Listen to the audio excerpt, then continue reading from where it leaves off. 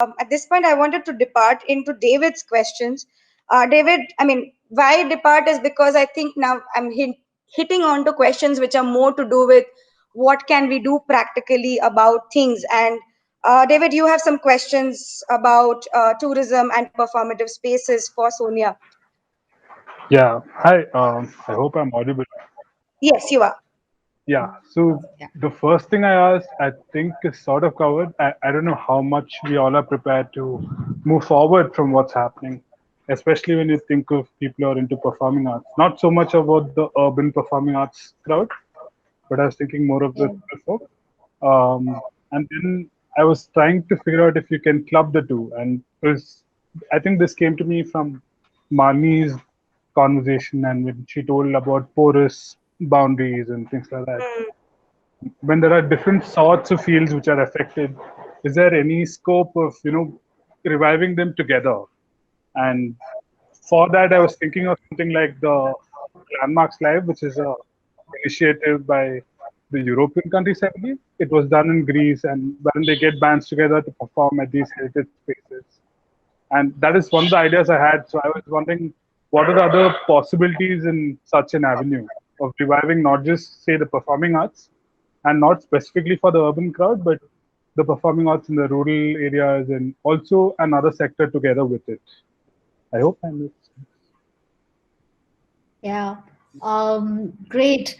So this has reminded me of a very sour area of my work.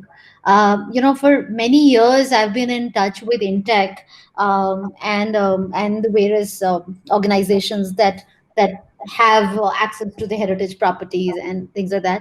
And the challenge has been that they don't want to do many things over and beyond what they're doing. Secondly, the challenge has been the mobilization of people.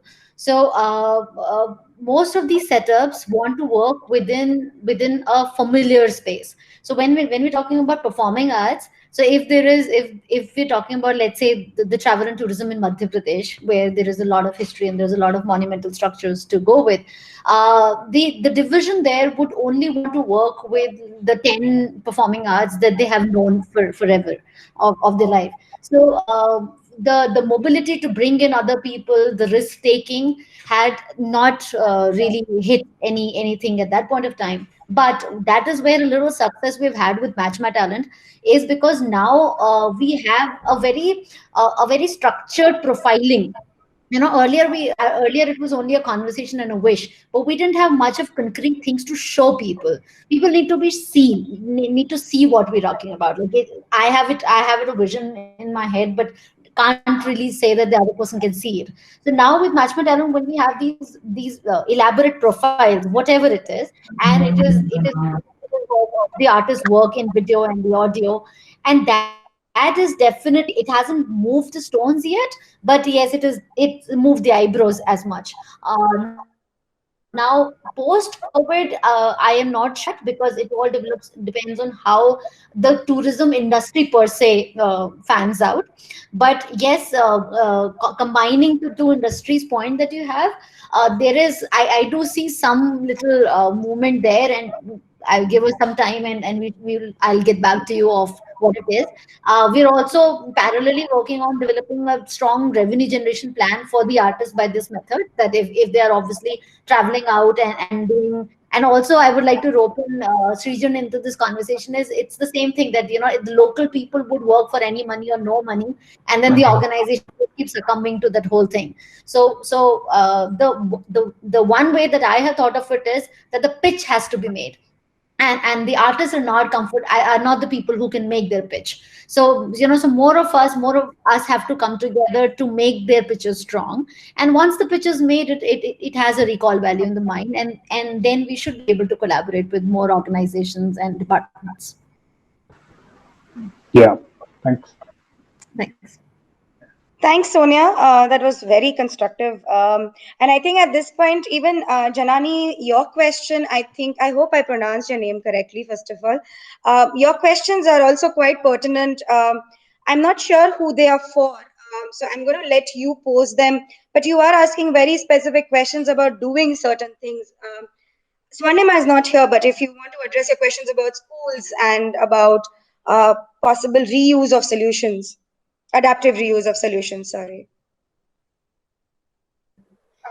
Yeah, hi Ishita and Janani, everyone. So, my question is mainly not specific to any particular industry as such, but for an example, like how Swarnima had mentioned in her presentation in the morning session about the kindergarten schools and for kids being more engrossed into digital platforms rather than physical environments.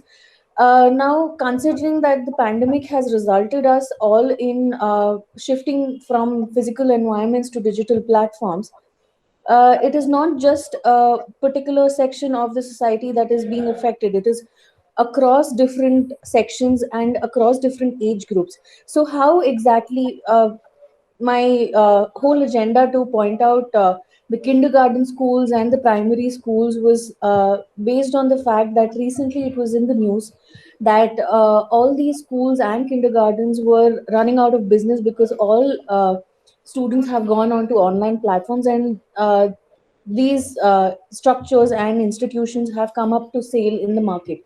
So how exactly, and during this pandemic, we, as we've seen in the recent past and in the coming few months, we will be seeing that possibly people won't be investing so much on real estate.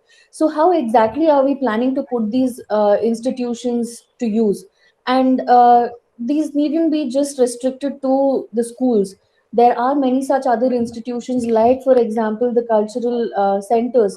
There are many performing centers that are there are many clubs, like for example in Bengaluru there, and to bring about one of the other DD sessions that were centered around Malleshwaram Social. There are Malleshwaram clubs that are there, which are functioning, which have been very active in bringing together people and bringing together different communities together. So when we're talking about social distancing in the first place, I would not prefer calling it social distancing, but rather physical distancing that we're undergoing during this pandemic.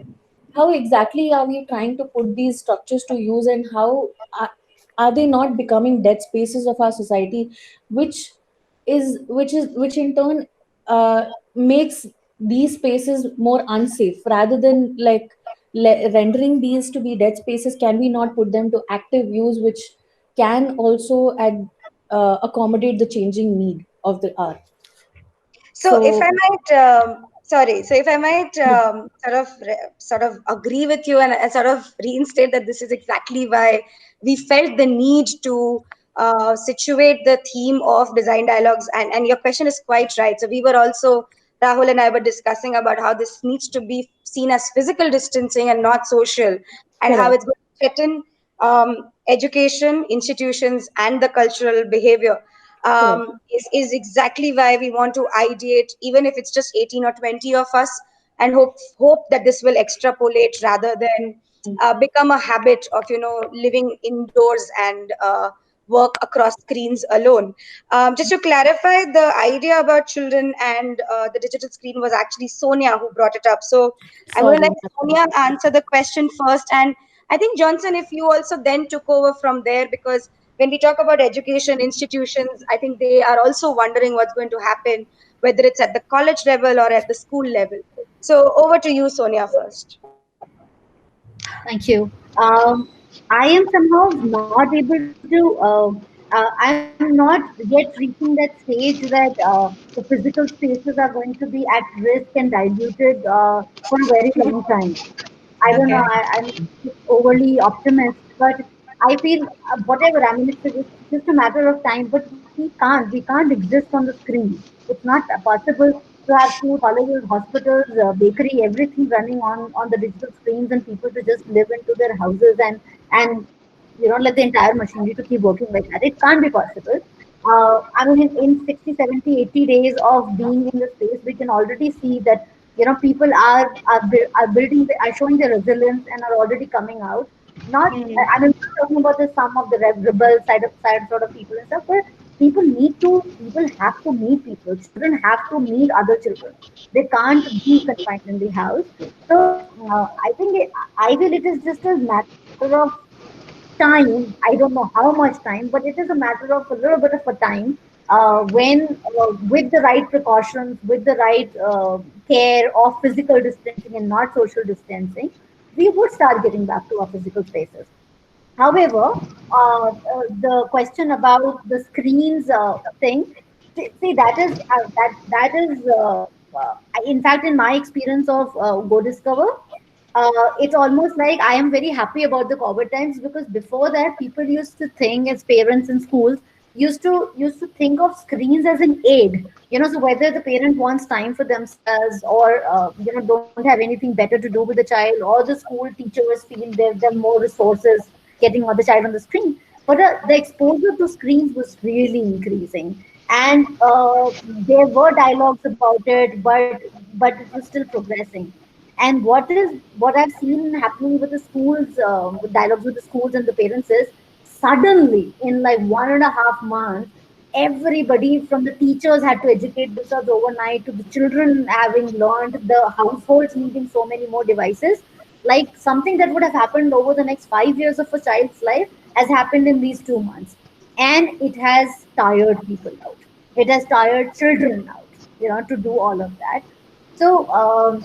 So probably like, yeah, that is something that Ishita and I were also talking about, that there will be an impact of this time also. It is not like this time is going to just get reduced from our memory, and it will not have.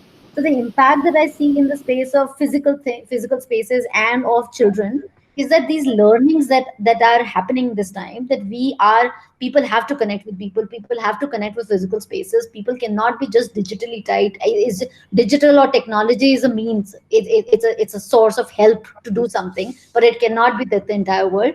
I think that consciousness is happening, at least I see it sometimes around me as of now. Thank you, Sonia, for that reassuring thought. We all need it. Johnson, over to you. Yeah, so I think Sonia's reply fills me also with hope, because I'm also part of this organization and I see the infrastructure right now being dead. So I will talk on two notes. One is the screen, and I come from a very optimistic view, so I might diverge from what others have already spoken. So first is, when we talk about screens, I'm actually very happy that it is happening. One, because people are rethinking on what contents to be put in those screens, and the kids who are otherwise accustomed to playing games or watching YouTube videos on those screens are now actually thinking of learning new contents from the screen. So I'm hoping that there will be industries which would try to bring meaningful contents in those screens. Let's not forget that earlier televisions, like kids used to get completely fixed to the cartoons, and lot of the language that we know today have actually come from cartoons. And I have my own siblings who used to speak the same language that was portrayed in the cartoon. So if there are meaningful contents, why not? This is with regards to screens. Let me go to the infrastructure point. I think the change was already there. It just took pandemic to make it really more intense. The concepts like flipped classrooms were already there, where people were, teachers were expected to be facilitators rather than instructors. But it never happened. I think when students come back to schools eventually, which they will certainly do, schools will have to play a very different role, rather than just teaching, which they can now certainly do it using any digital platform. They need to transform the schools and colleges into something else. For example, schools, rather than just the teaching mode, there has to be more of play, which Finland is already doing. There is a concept of phenomenon based learning that is already taking its shape in Finland. Even if I speak about my own engineering college, we are more focused on how to convert the entire space into an industrial hub or an innovation space, where students rather have more hands-on practices than just rote learning, or chalk and talk mechanisms. So that's my take on infrastructure and screens. Thank you, Yeah, it's my Johnson. perspective purely. Yeah, I think we also need these refreshing perspectives, and that's why just I just said, one point. Just one yeah, point there. yeah. Yeah, just one point there, Ishita. I don't know. The previous question that you asked was on arts. So I come from a standpoint where I'm more of I'm more advocating creative thinking. So maybe I took arts as more of liberal arts. So my perspective is more on neuroscience and psychology. So I bring that dimension over here. Thanks for clarifying that. I think, yeah, we all also are using the same word very differently. So I'm glad you're clarifying it for us when we revisit your answer. But also, what the answer which you gave currently, which I think is very important in terms of not just blaming one thing, which is okay, digital is taking over or is a concern, but rather being able to see possibilities of how it can aid and scaffold the times to come. So at this point, Aparna, I want to sort of let you also, are you there? You have a Uh, much generic question, Aparna, about, Ishita, yes? Can I add one more point there? One last point. Yeah, sure. Yeah. So, I mean, in design thinking itself, we use this term often called as out of the box thinking. Or even in terms of creative thinking, we use this term often called as out of the box thinking. When Sanjay spoke about arts, and then he spoke about how he used arts to simply question, simply pose a question and leave it out to the audience to try thinking out of the answer. This is basically what we do. We create a box, we create a situation, and we give a totally different perspective to the students. For example, in this case, when you're talking about screen, if I've already made up my mind that screens are something bad for the kids, possibly I will only think about all the ways in which I can consider that as bad. Rather, I would take that as an opportunity. How do I now reach all the kids in the country and make them more empowered and more knowledgeable, so that a lot of productive things can come from it? Then that's an opportunity for me. Okay. Yeah, that's very important. I think whether it's we talk about micro communities and sustenance, or we talk about um, changes in urban lifestyle, the angle or the perspective which we perhaps need to build is around. Um, I mean, yeah, it needs to be optimistic. It needs to be something that allows us to look out for something new and better that's going to happen. Uh, Apart from the anxieties that we have, which are also very real. And I think that is why I was handing it over to Aparna, whose question is quite in theme with, quite in alignment with the theme of the dialogue, also allows us to tie all the five practices together. Aparna, when you were asking questions about the changes in the society, would you want to sort of open it up for all the five speakers to respond to in the last 15 minutes that we have? Yes, sure. So this question is super broad, but it was something to do with how like now like changes are coming, especially in this context of pandemic, like limited movement and limited actions and interactions. So things like work from home and like their even like attitude changes and behavioral changes, like stockpiling, fear. It can be anything. Like they're very like random, but do you think like these changes are just going to be like short term, or is there going to be something long term? Like, could this pandemic be a pivotal point for something which, like, yeah, is there a chance for the pandemic to be something which has a more long lasting effect than just something limited? Thanks, Aparna. Sanjay, do you want to start with responding first and then over to Yeah, sure. Malini, Soumya, and Johnson? Yeah. Personally, I feel that, I mean, even the last question that, in terms of spaces and all that, I think as human beings, we need that, human connection. And at this point in time, very seriously, I've been like trying to reach out even to my people in my building who everybody has this fear in their eyes, and everybody has this, this suspicion that, the other person is, infected and is going to infect me. And that is actually very sad. Hmm. Uh, I, if you look at it from my perspective and my work, I don't see, the spaces sort of getting onto. I mean, if you really look at my work, even during all these days, the phone calls, women finally said that, please don't call because, we really can't answer your questions. It is more because I feel that, it's such an organic thing when we have a meeting that, it starts with something and then finally, I don't let them lose out on the focus. and I don't see this whole individualistic or in my own cocoon kind of a attitude. It is more to do with your messages. For example, I was just looking at a message that stay home, stay safe. How many people have homes? Like I mean, I was just thinking about all the women that I worked with, and I think 60% don't even have a home. Like, yeah, it's there, but it's not there, kind of a thing. And whom are we trying to address? So I don't know. I mean, I honestly feel that this whole fear mongering and stuff like that has to come down, and we have to start at an individual level. I have begun calling up my friends. I said, okay, I can't come to your house. You can't come to my house. That's okay, because the society is not allowing. Let's meet at a an Amul milk parlor. Because you come to buy something, I come. But let's meet. I mean, that's what I've been doing. And since we have some less of restrictions, so I think I don't see, the more the fear is sort of mongered, the more difficult it is going to be. And then this whole, again, the question of the screens. I don't know how many people, like my board asked me, like, why don't you have a Zoom meeting? I said, yeah. I think first of all, we'll have to give a loan to get a smartphone, and then I'll have a Zoom meeting. So that's where I am. So, Sanjay, if I might sort of re-emphasize the kind of question that I think Aparna is asking, because I think we all have sort of understood the hardships of the social inequity and the space from where we started off.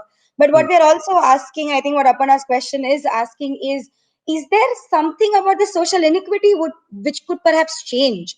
No, One of the perspectives which I can draw is the whole fact no, or this whole situation of migrant workers and the no, it will crisis and the not change. fact that It will, we are going to talk about the hyper local. I mean, one part of the mind says that's going to be a no, boon, not only for them but also for us. In that sense, in your practice, do you see a pivotal change post no, COVID? no, Okay, no. all The right. sad part is because we just picked up this word from the World Health Organization about social distancing. I mean, we have been experts at social distancing for the last 5,000 years, and and sadly, that is what is now going to get ingrained into people's mind. It is Mm, happening. Like we had a huge meeting yesterday in the building, and they said, should we allow the maids to come? And I was the first one to say, I said, allow them. What's the harm in? Till it was till 25th of March, it was okay for them to come. Now why suddenly it is such a fearful thing? I said, we are mm, the guys who are going to be the carriers, not them. So that is where I will not see. I think it is going to come back with a huge vengeance, and that is what mm, my whole fear is.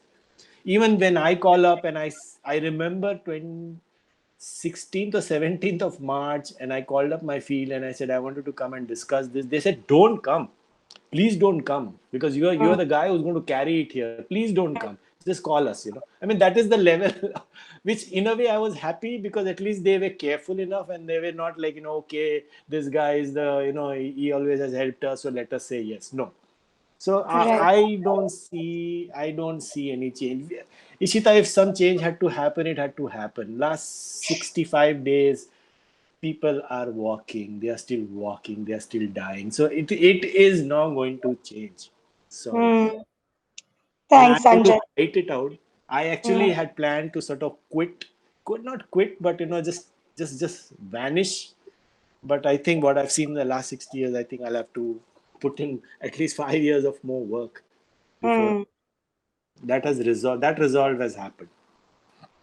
Yeah, I get a sense of why you are positioning a sort of a cynical or pessimistic view is because I don't think everything could be seen through this positive or this pivotal change lens.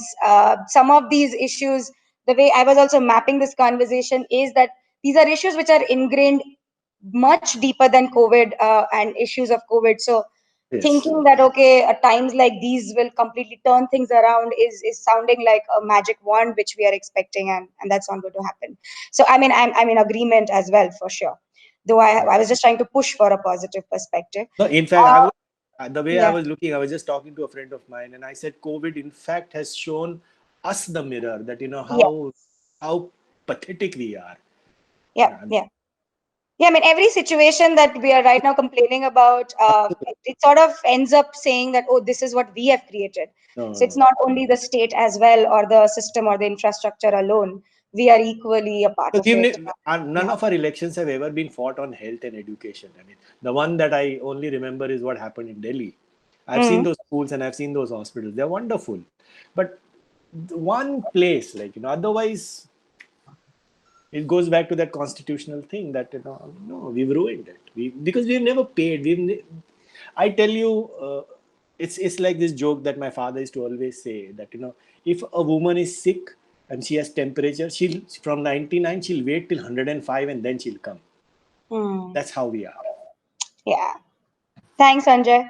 Malini, how do you feel about the changes in the behavior, and does that have any silver lining when you think about people with mental health issues, especially? Ishita, like from the spatial design perspective, I do think that there are going to be a lot of changes, and especially when you're talking about public spaces, the way that people are going to interact on this in those public spaces are definitely going to change, and it could be uncomfortable or it could be like disturbing. But I would like to kind of agree, not agree, I cannot say agree, but like how you told and how Sanjay told, that we have to be maybe we have to start developing a mindfulness towards the surroundings that we have, especially people who are having houses. When you say that like many people are out there not having all these privileges, it is also a point or a place now where we can be more mindful of the blessings that we have around us. And when it comes to spatial designing, you could actually explore how you could be more observant, how the space around you affects you. And also I'm sure that as time passes, spatial designers and people together will develop more and more ways to interact through spaces. So it will be new, it will be like you might be scared to try out new things, but we'll have to appreciate what we have, and we'll have to appreciate the new things that people start doing. For example, how Sanjay told, like let's meet up in the Amul Parlor where you can buy milk or dairy products. It is still a spatial, it is happening in a space, and it is sort of interaction that's happening in space. So things might change, but first of all we have to become, it sort of goes back to what I kind of spoke in the last of the presentation in the morning. That is, we have to be responsible, like how you told, and like how others told. We have to be responsible as individuals, and try out new things and be more mindful of things. Obviously, mental health is going to be affected. Like people are stressing out, people are getting disturbed, but we have to find new ways, and we have to accept the new ways, and try to find new normal, spatially also. Thanks, Malini. Sonia? Hi. While everything's been discussed, my perspective would be to look at the situation as two personas, two sort of people in this whole situation. The ones who have a job, who had a job during this whole time, who have a family, who have the basics taken care of, and the others who are either elderly, they've been living alone, or they lost the jobs in this time, or they were the daily wage or the migrant workers, or the people who have gotten stuck in travel in some part of the world. So if we were to look at these two different categories of people, I feel the experiences are totally opposite of, and what they're going to take back might be completely opposite. So the people with jobs and families at home have could have experienced a little more productivity, a little more agility, little more belief that, okay, I thought I couldn't do this much and this much, but see, I could do that. A more time, family bonding time that was in conversation around, but for a lot of people it's been happening, and of course that will have its own good consequences. So one that, like when something, when a cement gets put on the brick, it stays there for a while. So for some people, that's the work that this time would have given a new perspective to things. But a lot of people who have, and millions of people who have lost jobs, for really no reason. Like it was nothing to do with their productivity or their skill or anything. It is just the budget and what could be afforded by the company and whatnot. And at some point of time, one is removed, and like millions of people have lost jobs. Where are they going to recover from? It's going to take them years to recover from that experience of it, that helplessness of it, and the reality of it. All the elderly people who have anyways the age to deal with, and living alone, or being dependent on basic fragile systems, anyways, that was always so much to handle. And now this whole experience of not, like people have struggled for months and weeks right now to get their basic medicines. That the kind of fear that instills, the kind of helplessness that instills in them and in their loved ones, is not going to go away from the memory. It's going to stay. So I mean, everybody who's been through these extreme, they're stuck into foreign countries, or they're stuck into Indian different places. They're different situations. That some don't have a support. They're on the roads. They're spending their fortune into just surviving. All of these things are not small. So people in all those situations are going to take it in a very bitter way, and it is going to, I mean, we're going to see the impact of it when they sort of come back. When in any situation, when they have a way to give it back to whoever they can, they will, being humans. And on the other hand, there are people who have strengthened and cemented a lot of things in the life, and that they're going to add the positive vibes as well. Thanks, Sonia, for making these distinctions very clear for us. Johnson? Anything Yeah. else So that you want? yeah, most of the points have been added. So I'll talk about things that have not been added. So when the question was raised about change, I would want to highlight on certain sectors. So yes, change has happened. Let's focus on where there has been positive impact. Agriculture is one sector where people are have come to the understanding that more than luxuries, it is necessities that is most important and has to be taken care of. People are the consumer behavior or the pattern of consumption has certainly changed.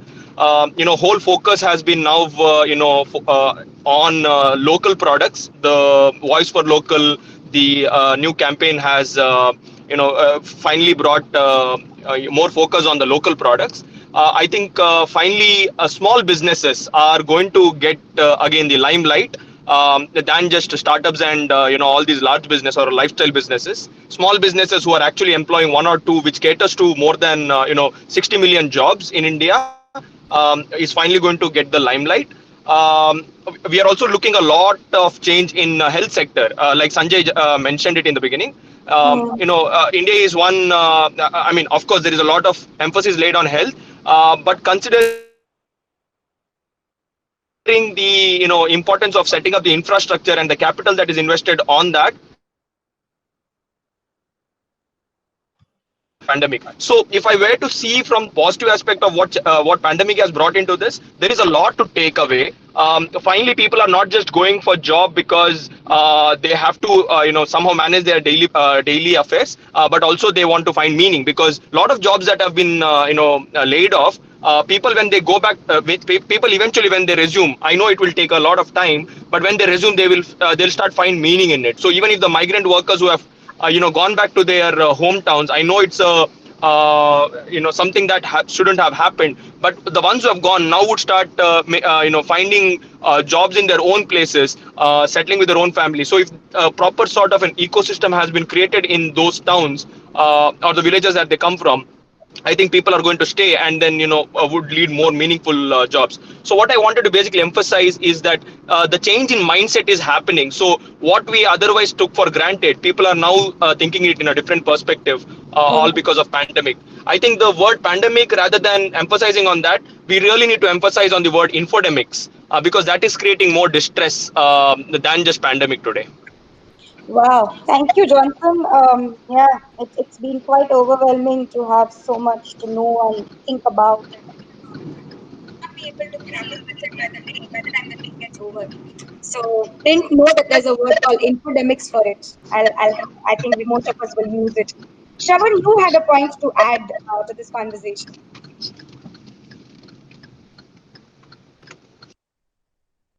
You will have to unmute yourself, Shravan, if you're telling us anything.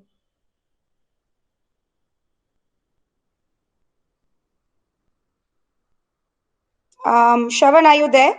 Can you type something, chat, so we know? Because we're not able to hear you. Okay, sure. In the meanwhile, everybody, if questions for Swarnima, we can take it up tomorrow. It was not possible for her to join today. So that's why I've not even touched upon those, because that's a very different area of focus. So we can build on that tomorrow through our presentations, hopefully.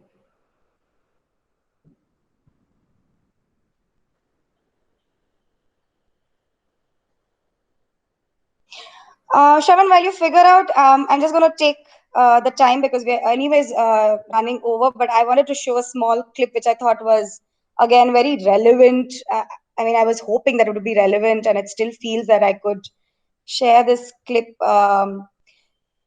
Maybe I'm being poetic again, but I mean, just bringing the conversation back to poetics of it, but I think that's something might inspire us. So you should be able to see Facebook, this thing, video, and so I'm going to refrain from explaining why I thought it was quite pertinent. I just want to leave it out there for interpretation or just for the joy of it. Over to you, Shravan. Hi, Ishita. Thanks. Am I audible? Yes, you are. Okay. So I think that listening to the diverse perspectives that the speakers had, I had just one more perspective to add. I think that's the COVID-19 has set us up. It has brought out the worst in us and the best in us as human beings as well. As we've seen the laborers struggle, we have also seen a lot of people come forward.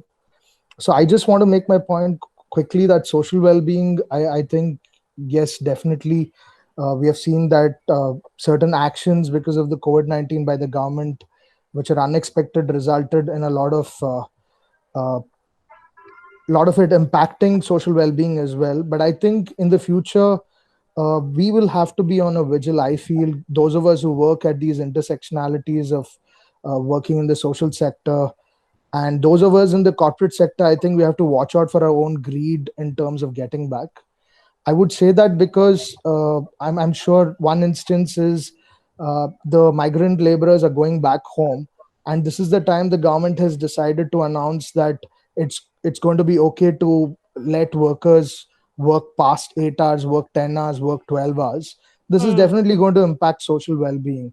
So likewise, we are finding that teachers who are anyway facing the brunt of being overworked, we can find that even in the education sector, they're also going to be overworked. I know a lot of teachers across government schools, government colleges, who are expected to come into the college despite students not being there because uh, they are expected to because they are employed, despite their lives being at risk. So I feel social well-being is something of utmost importance, because as they go back to their homes, even these laborers and their families are going to face issues. And I think social well-being is something which is meant only for it is a social stigma, but it is a social stigma across all levels in India. uh, and it's taken the government in Karnataka, for example, to talk about counseling while testing for COVID-19 a month after the first suicide in Karnataka, which which is really alarming. Uh, so and we know that the social distancing in classrooms has brought back social distancing in religion. Irrespective of whichever political affiliations we have, we know that right now children are pausing for perspective. Earlier they used to just go to school. If you had a Muslim next to you, a Hindu next to you, life went on. Parents spoke about it unless there was a major fight, something up, like an Ayodhya, which things people, there was a deep rooted distancing happening parallelly. But now once we go take them back to the classroom, in between they watched in the confines of their home parents talking about how Muslims are spitting on vegetables and spreading COVID-19. I think there are deeper divides. Yeah. So when we go back, I think as Sanjay was rightly saying, that the work which has been done, the good work, despite all the chaos in this country, we'll have to put in double the effort to retain our humanity. to ensure that we are able to preserve the planet as well, because uh, uh, I would say that as everybody has come together, right from standalone actors like Sonu Sood doing what they can, to individual people doing a day job, then helping migrant laborers along the way. I know a lot of people personally who have been working on this front. Ishita, you also know them. Uh, Mm. so I feel that now it's not just we're not just talking about religion, we are not just talking about humanity in terms of people who are below the pyramid who have now fallen into poverty again. I think it's also the environment. I think all of us, if we have been paying attention, we will know that the government has given a whole freedom to forests being removed, mining restarting across the border. So this is of course going to impact people below the poverty line who are dependent on the natural ecosystem for survival as well. So I feel social well-being is something which has to be now driven with far more fervor than ever before. And there are a lot more fault lines to bridge, not just in terms of individual isolation. I Mm. think we are fighting a battle on several fronts. And this is just my perspective. I don't mean to be pessimistic, but I think as human beings, it's always us who are going to come together to make a difference. The fact that we are having this conversation and there are people from different walks of life being involved it's a sign that we care. Right. Otherwise we can go on with our lives. No, So Shravan, I think this perspective was important where I think pulling in the national examples, I think it's not about being pessimistic. I think we need to accept these realities so that we at least are can think aware of about it. what we can do about it. So I wouldn't worry about sounding pessimistic. Is there anything else you wanted to add? Yes. So I did hear out the speakers and what they were saying, and I felt it's great that everybody is talking about what they can do. But I think social well-being, in specific, to answer the question raised by Aparna, I think there has to be a stress on even educating people about these behaviors of stockpiling, because we the privileged can hoard, but when we hoard we also create more of a artificial scarcity in the Hmm. system as well. So I think it's real what she's saying, and I think as Sanjay was talking about meeting up in the milk parlor, I think it's important to, as normalcy returns, we'll have to talk about these things deliberately. Hmm. I would like to close by saying what Shekhar, the newscaster, had said, that when there's a crisis, it's a great time for good ideas, but unfortunately, it's also a great time for bad ideas to take root. So as we are trying to bring in good ideas, I think we'll also have to watch out to see what needs to be weeded out, which is formed in these months of the COVID crisis. So I think as we ideate, we should also be aware of what's going wrong right now as well. That's just my perspective. Okay. Thanks, Shravan. Thanks for sort of cautioning us. I think that's going to be, I think, the underlying current for tomorrow. That while yes, we'll have these first cut ideas which we want to speak about, responding to the issues we have spoken about today. We also need to be conscious of the fact that we don't create another situation for vices to seep in, or any other, as you said, artificial issue to sort of seep in. Um, and that's really onto you all as participants, to sort of help us see the two sides of the coin. And I think that's going to be the key. I'm going to sum it up and close. We'll just overrun by 15 minutes, and I don't want to take it more than that. I think in terms of summing up, what sort of for me was a very key thing was the fact that these issues of social well-being, or these vices, are much deep rooted than the social distancing that has come over the last 2.5, 3 months. However, it because it highlights it for us, makes it so evident that this is what we have created. We can see this as something alarming, and maybe something we can react to, in terms of reinventing our own perspectives and rebuilding the ecosystem. At every scale. So, from the individual to the home to the community to the state, we have spoken about all of these in about 1.5 hours. And very strongly, I thought this whole idea of preservation and permeability or porosity were the conceptual takeaways for me. But I mean, I'm not trying to hold us back with those two words. I'm just putting it out there if you want to use them and respond tomorrow, but also question them. So with that, we close with today's discussion. I mean, I am thrilled. It was very engaging, and I hope it was inspiring enough for participants, because we all have our anxieties, and hopefully it's been more constructive than feeling more worried. Plan for tomorrow, if participants can at least have first cut ideas, some proposition. You can use borrowed images, borrowed material. It doesn't have to be all recreated or created for the first hand tomorrow. At least for the first conversation, where you take your 10 minutes and tell us how would you resolve an issue which is on your mind, or something that Sanjay or Sonia or Malini or Johnson have brought to our notice. And from there on, we'll again mull over it, pose questions to each other through the day. You might also want to rework on your ideas, because I understand that from 8 night now to 11 in the morning is not enough time. So you might want to have a retake on your own ideas, and we relook at them in the evening session, and then have an open dialogue for about 40 minutes and close one leg of this session. We also want to speak about tomorrow evening as to what could be the next Design Dialogue 13. So we don't want to lose you all out. Perhaps have some continuity, not only in the subject, but also in terms of participants through these times, and then have more people join us through your work, through your ideas. So keep this in mind while you're ideating. It's not done and dusted tomorrow at 7:30. It's just the first step. And let's imagine that we are meeting again to relook at our ideas and strengthen them over the next few months. Okay, so with that, wishing you all a good Saturday evening. Have a nice, happy, healthy dinner, and see you all tomorrow at 11. Bye-bye. Bye, everybody.